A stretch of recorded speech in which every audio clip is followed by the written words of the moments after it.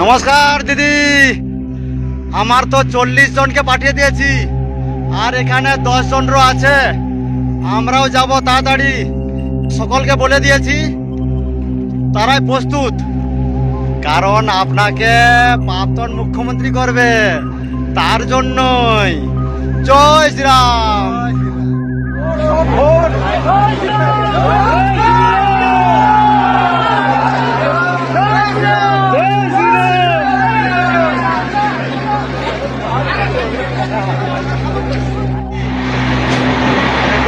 খালি মুড়ি খেয়ে যাচ্ছে, কিছুই নেই, শুধু মুড়ি খেয়ে যাচ্ছি, তবু কষ্ট করেও যাচ্ছি। আমরা তবু কষ্ট করে যাচ্ছি খালি মুড়ি খেয়ে দিয়ে, আর এত পয়সা খরচা করে যাচ্ছি। শুধু আপনাকে একটু প্রাক্তন